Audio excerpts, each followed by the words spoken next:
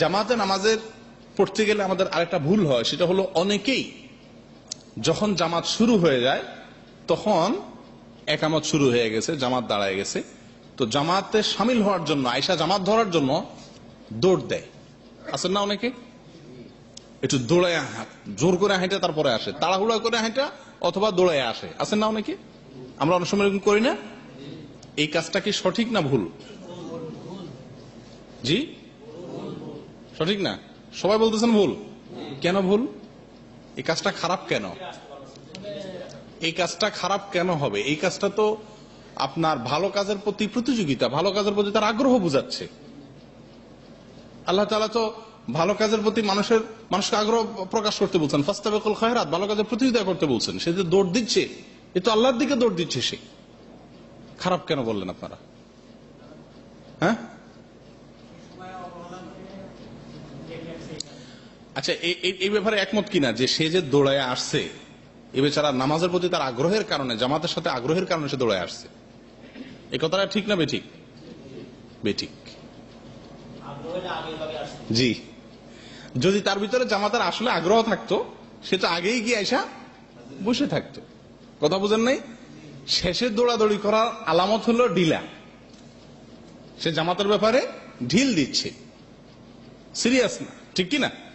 আর দ্বিতীয়ত দৌড় দেয় কেন? এটা বদ উদ্দেশ্য আছে। সেটা কি জানেন? সেটা হলো, দৌড় দেওয়া হয় মূলত, আসলে যে জন্য দৌড় দেওয়া হয় সেটা হলো এই যে, যদি তাড়াতাড়ি করে না যাইতে না পারি, আর ইমাম সাহেব বেচারা যদি রুকুত চলে যায়, রুকুত থেকে উঠে যায়, তো এই রাকাতটা আমার ফাও। নাউজুবিল্লাহ, ঠিক কিনা?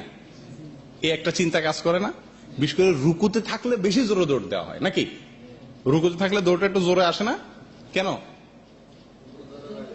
যে ইমাম সাহেবের রুকুতে ধরতেই হবে। যদি রুকু মিস হয়ে যায়, সামি আল্লাহ লিমান হামিদা বলে মাথা উঠাই ফেলে বেটা, তাহলে কি হবে? ইমাম সাহেব যদি মাথা উঠাই ফেলেন তাহলে কি হবে? এই রাকাতটা আমার আবার একা একা পড়তে হবে, ঝামেলা। আর কোন রকম যায় রুকুতে ধরতে পারলেই কি বাঁচলাম, এই রাকাতটা আর আমার আলাদা পড়তে হইল না। নিয়তটা কি খুব ভালো হইলো? ইবাদতটা তার কাছে একটু বোঝা বোঝা লাগতেছে না, ঠিক কি না? আসল কারণ শুনেন, কেন দৌড়ানো যাবে না? কারণ রাসূলুল্লাহ সাল্লাল্লাহু আলাইহি সাল্লাম মানা করছেন। উনি কি করছেন? নিষেধ করেছেন যে এইভাবে দৌড় দিয়ে জামাতে এসে শামিল হওয়া যাবে না। কেন দৌড় দিয়ে শামিল হওয়া যাবে না? কারণ এটা আল্লাহর দরবার। এটা কার দরবার? আল্লাহর দরবারে আসলে ভাব গাম্ভীর্যতার সাথে আসতে হয়, ধীরস্থিরতার সাথে আসতে হয়। আচ্ছা, এখানে তো সবাই প্রায় বিবাহিত, আপনারা মাশাআল্লাহ। মানুষ অনেক জায়গায় দৌড়ায় যায়, নিজের বাড়িতে মানুষ অনেক সময় তাড়াহুড়া করে যায়, তাহলে দৌড় দিয়ে বাড়িতে যায় ঢুকে, এটা হয় অনেক সময়। কিন্তু সাইজা গুজা নতুন জামায় বিয়ে করছে, এক মাসের ভিতরে শ্বশুর বাড়ি বেড়াইতে যাচ্ছে, এটা আমি কি দৌড়ায় যায়? শ্বশুর বাড়িতে কি দৌড়ায় যায় ঢুকে? কোনদিন এটা হবে? কি বলেন? কোন জামাই শ্বশুর বাড়িতে দৌড়ায় ঢুকবে? কিভাবে ঢুকবে? একবারে মোট মাঠ ভাব গাম্ভীর্যতা, ধীরে সুস্থে। মানে জামাই যে, এটা কেউ বলতে হবে না, তার চলা দেখলেই মোটামুটি অনুমান করা যাবে যে উনি জামাতা মিয়া, ঠিক না? তার মানে কি, এই বাড়িটাকে সে যেন যেন বাড়ি মনে করছে না, এই বাড়িটা আলাদা একটা গুরুত্ব তার মাথায় আছে, এই জন্য সে খুব দৃঢ়স্থিরতার সাথে আসছে। অনুরূপভাবে কোন সম্মানিত ব্যক্তির অফিসে গেলে দৌড়ায় যায় ঢুকবে মানুষ? দৃঢ়স্থিরতার সাথে মানুষ ঢুকবে। রাসূলুল্লাহ সাল্লাল্লাহু আলাইহি ওয়াসাল্লাম বলেছেন, আবু হুরায়রা রাদিয়াল্লাহু তাআলা বর্ণনা করছেন, সহিহ বুখারীতেও আসছে, মুসলিমেও আসছে, আল্লাহর হাবিব সাল্লাল্লাহু আলাইহি ওয়াসাল্লাম বলেন, ইযা সামি'তুমুল ইকামা ফামশু ইলাস সালাতি ওয়া আলাইকুম বিস-সাকিনাতি ওয়াল ওয়াকার। যখন তোমরা ইকামত শুনবে তখন নামাজ পড়তে যাবে গাম্ভীর্যতার সাথে, ধীরে সুস্থে, ধীরে সুস্থে। ওয়ালা তুসরিউ, এবং তোমরা তাড়াহুড়া করবে না। নামাজে শামিল হওয়ার জন্য কি করবে না? তাড়াহুড়া করবে না। এখন এটা মুশকিল, তাড়াহুড়া না করলে যে জামাত ছুটে যাবে, যে তাড়াহুড়া না করলে ওই রাকাতটা যে কি হয়ে যাবে? ছুটে যাবে।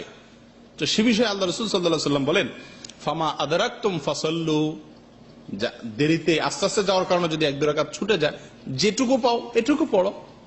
ওমা ফাতাকুম ফাতিম্মু, আর যেটা ছুটে যাবে সেটা কি করবে? নিজে একে একে পড়ে নিবে ইমাম সাহেব সালাম ফেরানোর পরে। কথা বুঝে আসছে? নামাজকে বোঝা মনে করে ধরতে হবে রুকুতে গিয়ে, নিজে আবার একাকি পড়া ভেজাল, এরকম মনে করলে এই নামাজ আমার খুব বেশি উপকারে আসবে না, প্রিয় দিনী ভাইরা। আর তাছাড়া আপনি যে পায়ে হেঁটে আসছেন, যে পায়ে হেঁটে আসতেছেন যে আস্তে আস্তে, আপনি তখন এসে জামাতে সামিল হইতে পারেন নাই, কিন্তু না তা না হলে কি হবে, আপনি যে ধীরে ধীরে আসতেছেন আল্লাহ রাসূল সাল্লাল্লাহু আলাইহি ওয়াসাল্লামের কথা মানার জন্য, ওই আশাটাও নামাজ পড়ার ভিতরে গণ্য হবে। আপনি যে আসছেন ধীরে ধীরে, ওই আসতে যে সময়টা যাচ্ছে, ওই সময়টায় নামাজে থাকলে যে সওয়াব হইতো, আপনি সেই সওয়াব পাবেন। এটাও সহিহ মুসলিমের হাদিসে আছে, আল্লাহ রাসূল সাল্লাল্লাহু আলাইহি ওয়াসাল্লাম বলেন, ফাইন্না আহাদাকুম ইযা ইয়ামুদু ইলা সলাতি ফাহুয়া ফি সালাহ। তোমাদের কেউ যদি নামাজের উদ্দেশ্যে যদি কেউ রওনা দেয়, হাঁটে, চলে, তাহলে সে নামাজের ভিতরেই থাকার মতো সওয়াব পাবে। অতএব তাড়াহুড়া করার দরকার নাই, করবেন না তো আজ থেকে ইনশাআল্লাহ।